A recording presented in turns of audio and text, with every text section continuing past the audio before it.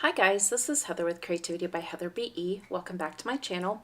And today I am super excited. I am actually the guest designer for Brutus Monroe. And so this is my first project.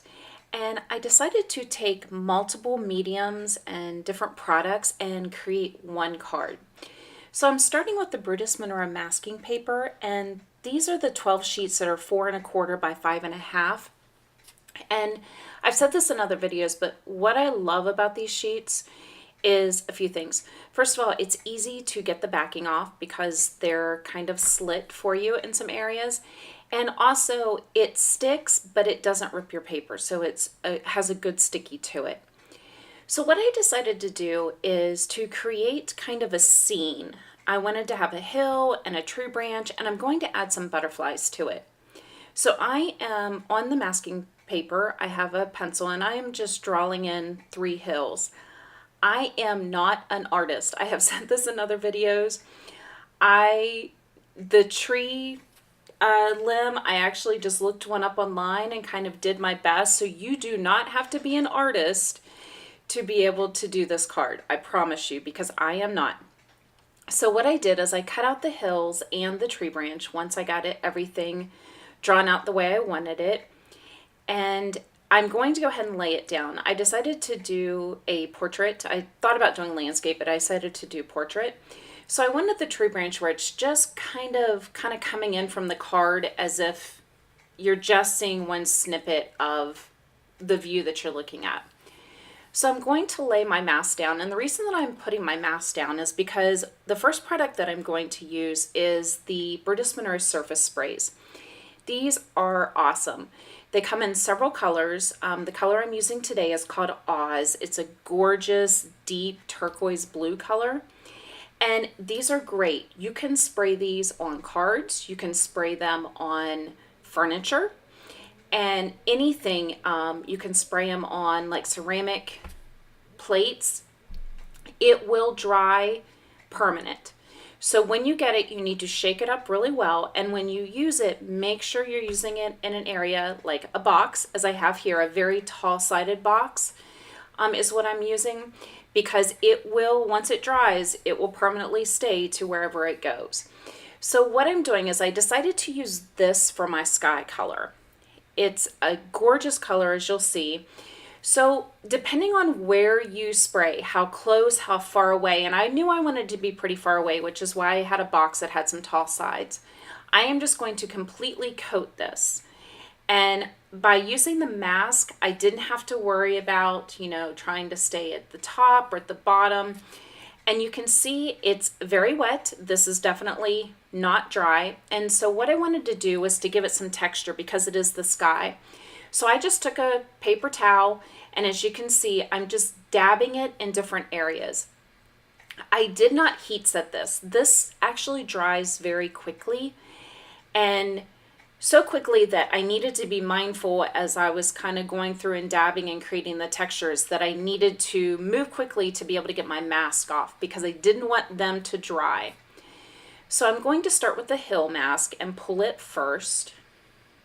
So I just grabbed it by the corner and just gently pulled. And I saturated it very well. So the masking paper is wet, but you'll notice that it didn't soak through, which is fabulous for the masking paper.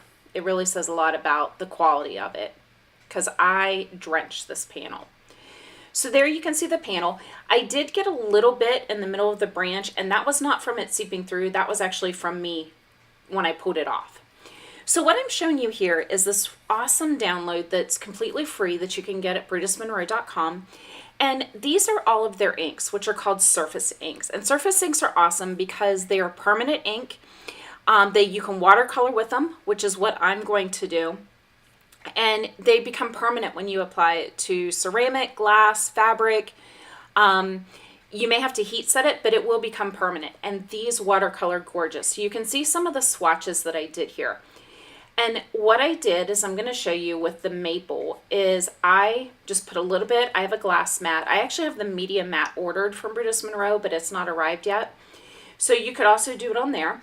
But I sprayed it, put it on the glass mat, sprayed some water, added a little bit of water to my watercolor cardstock, and this is the maple, which is beautiful. Look at that color, guys. So I was trying to determine what I wanted to use for the tree. I wanted all of the colors to be really deep and dark in the tree and the background, and then so that way the hill and the grass would really pop in the butterflies. So that maple blew me away because I had not watercolored with it. So I also used the terracotta, which is there on the top. I did not use the suede, which is on the left, and so I decided I wanted to use the terracotta and the maple together to do my tree branch. And I just went ahead and labeled them, and I'll hang on to those. Even though it's only 6 of the probably 25, 27 colors that they have, I still have some swatch, so I will hold on to those.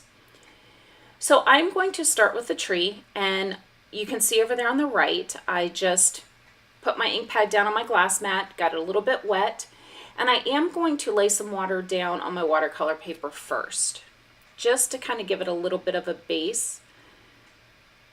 So once I get that down, I am going to zoom in here just a moment so you can see a little bit better. I'm going to start with the maple, I believe. No, that's the terracotta. I'm sorry. Yeah, I'm going to start with the terracotta and go through it. And look how gorgeous these watercolor. This is inks. These are, you know, just ink pads that I've put down and added water to, and they watercolor beautifully. And you'll see there are some areas where I'll go in and I'll just take a paper towel if I didn't like the way something was, and I'll kind of dab it back up and just start again. And these do dry quickly as well, so once I was done, it did not take it very long to dry at all. I was trying to get a little bit of that off the middle, because actually what I realized some of that was some of the sticky from the masking paper from where it had gotten wet. So you can see I'm just going to blot that off and just go back over it again. I'm going to add a little bit of maple into it just to make it a little bit darker and give it some shadows. And like I said, you can do this, guys. Trust me. If I can do it, you can do this, because I am so not an artist. I tell my kids, I teach 6th grade, and I tell them when they have to do a project and they have to draw, I will never grade you on your artistic ability, because I have none. So I'm moving on now to the trees, or excuse me, not to the tree, to the hills. And so what I'm using is the Envy and the Grass Stain. And I'm laying down the Envy first. The Grass Stain's a little bit darker, so I'm going to go back in with it. And what I decided to do to give the hills a little bit of texture is I'm actually going to take my brush and kind of turn it to the side, as you can see here, and just do it in an up and down motion just to give it a little bit of, so it kind of looks like there's grass on the hill. And then I'm also going to take a little bit of a mix of the two of them and just outline the edge of the hills, as you can see here. This was so simple. It did not take me very long to do it all. And you can see how gorgeous that is with the surface sprays, the surface inks, watercoloring. I love this background. So for my butterflies, I am using a stamp and die set from Brutus Monroe, and this is Butterfly Sentiments 2.0. And I love this stamp set because you get the detailed butterflies, you get 4 of those, and then you also get 4 of the shadowed or the outlines and the dies. These do come as a set. You can also purchase them separately. So what I decided to do was to heat emboss the detailed, 3 of the detailed versions of the butterflies. And once I heat emboss those, I'm going to use the dies to cut them out, but then I'm also going to fussy cut them to make them a little bit smaller so I lose that edge, because I'm going to use something else for the background. So the first color I'm going to use is the Grape Fizz. This is Twisted Tangerine. And then this is one that I mix, and I use this in another video. This is Icicle and Mermaid Tail. The Grape Fizz and the Twisted Tangerine, those are both part of the Brutus Monroe Embossing Club of the month. So you get a different embossing powder. And oh my goodness, August is called Emerald City. It is beautiful. So what they do is, after it's been released just for those that have the Stamp Club subscription. I believe it's only $8. I'm sorry, the Embossing Club. Then the following month, that color is released for anybody to purchase. So Great Fizz actually is not available yet. It should be this month, I would imagine. But if you want a guarantee to get them, definitely sign up, and I'll have all the information below. So the first one I'm going to use is the Twisted Tangerine, and this is a gorgeous kind of orangish copper color, and I thought it would really stand out and pop against that Oz background.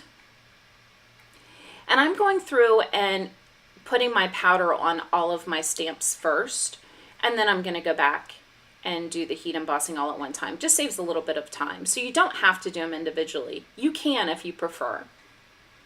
So the next one is the mix of the Mermaid Tail and Icicle. And then the last one is the Great Fizz. And I love this Great Fizz. It's such a pretty, almost like lilac color, but it has some sparkle in it. So pretty. So once I get all of my embossing powder on, I'm going to heat set these. And then, as I said, I'm going to use the dies to cut them out, and then off camera, I will fussy cut them. Because what I'm going to do is, Brutus Monroe has some gorgeous Glitterstock in amazing colors. And so I decided to use the, I believe it's a silver color. It's called Sterling. And I'm using that as my shadow. And there it is there. So there you can see the gorgeous colors that they have. And the Sterling, I decided to shadow all three of them that way, just so that way it popped the colors, but it didn't take away from the background. So you can see here, I've cut them all with the dies and fussy cut the three there, the detailed ones. Look how beautiful. Their embossing powders for Brutus Monroe are just amazing. And then there's that gorgeous Sterling Glitterstock. So I'm just kind of laying out how I want them to go. And I'm going to put my sentiment down in the bottom right hand side there on that hill. So I'm going to add some foam, and where I actually added the sentiment got cut out of my video. I don't know what happened to it. It was recording with everything else and it was gone when I was editing. So the sentiment that I used came from the stamp set, and it says, difficult roads often lead to beautiful destinations. And you can see it there down in the corner. And I just stamped that with Brutus Monroe Raven ink, detailed ink. It's a black ink. So now I'm going in and I'm adding my butterflies. And what I did is I took a small piece of double-sided tape and adhered it to the back of each butterfly, just like where the body would be. So that way I can give these more dimension, and you'll see them kind of folding up the butterflies. And that's it. So we used several products to make this one gorgeous card, and it was so much fun. I highly encourage you, if there's products that you've seen but you're not really sure how to use them, or if you would be able to, get it. Have fun with it. Experiment. See what happens. You know, Christopher Allen through Brutus Monroe says create your own ending, and that's exactly what you can do with all of these fabulous products. So I hope you enjoyed the video today. If you have any questions, comments, please leave them down below. All of the products will be on my blog as well as listed below. Have a fabulous day.